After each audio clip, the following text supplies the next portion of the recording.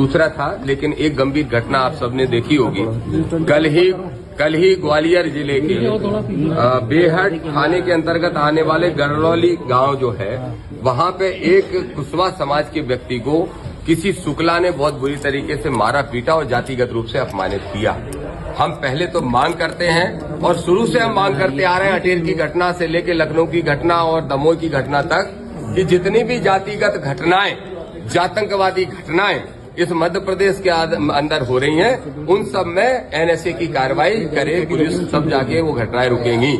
हमारी मांग है मोहन यादव से, हमारी मांग है यहाँ के एसपी यादव से कि तत्काल प्रभाव से एनएसए की कार्रवाई उस शुक्ला के ऊपर करें, नहीं तो फिर जैसा हमारे राष्ट्रीय अध्यक्ष आदरणीय भाई चंद्रशेखर आजाद जी ने कहा है कि फिर हम नीले कबूतर नहीं है, फिर नीलेबाज हैं, और इसके लिए मजबूर न करे प्रशासन कि बाज अपना शिकार खुद ढूंढे।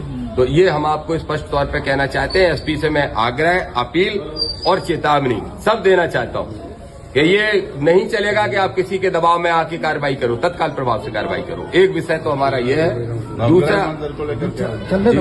दूसरा एक और विषय गंभीर ये है। सबसे पहले तो मैं आप सब मीडिया के साथियों को भी धन्यवाद दूंगा, हमारे पार्टी के प्रदेश के नेतृत्व को, राष्ट्रीय नेतृत्व को धन्यवाद दूंगा कि इंदरगढ़ की जो सभा थी बाबा साहब के परिनिर्वाण दिवस पे, जिसमें आदरणीय राष्ट्रीय अध्यक्ष चंद्रशेखर आजाद जी आए थे, उस सभा ने पूरे मध्य प्रदेश की सत्ता और विपक्ष की मुख्य पार्टी की चूल्हे हिलाने का काम किया है। वहां पे मौजूद लाखों का जनसमूह ने यह संदेश दिया है कि 2028 के अंदर अब आजाद समाज पार्टी सरकार बनाने का प्रयास करेगी, और मुझे पूरी उम्मीद है कि ग्वालियर, चंबल अंचल, बुंदेलखंड, बेंद पूरे क्षेत्र में हम पूरी ताकत से भाजपा का मुकाबला करेंगे, क्योंकि ये कांग्रेस की हैसियत नहीं बची मुकाबला करने की। एक बात। दूसरा, मैं आपके माध्यम से धीरेन्द्र शास्त्री को जो मैंने आरोप लगाए थे, और 2 साल से ये दामोदर वर्सेस धीरेन्द्र शास्त्री जो मीडिया में चल रहा था, मेरे सारे आरोप सही सिद्ध हुए। मैंने कहा था कि धीरेन्द्र शास्त्री सत्ताधारी पार्टी के एजेंट हैं, और ये सिद्ध हो गया कि जब बिहार में चुनाव होता है तभी धीरेन्द्र शास्त्री वहां कार्यक्रम करने 4 महीने पहले जाते हैं।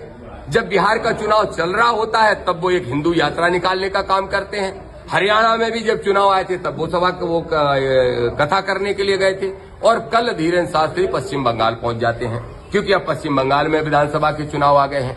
इससे स्पष्ट होता है कि धीरेन्द्र शास्त्री कोई बाबा, कोई संत नहीं, बल्कि बीजेपी के एजेंट के रूप में काम कर रहे हैं। मैं स्पष्ट तौर पर कहूंगा और चुनौतीपूर्ण तरीके से कहूंगा, अगर धीरेन्द्र शास्त्री में हिम्मत है तो घोषणा उन्होंने की थी कि हम दूसरा चरण यात्रा का करेंगे, करके दिखाएं दामोदर यादव की चुनौती। अगर हिम्मत है तो दूसरी यात्रा करके दिखाओ, सुप्रीम कोर्ट के माध्यम से रोकने का कोशिश करेंगे और रोक के दिखाएंगे, चाहे पीएम के छोटे भाई बने रहो, चाहे सीएम के बड़े भाई बने रहो, लेकिन भारत का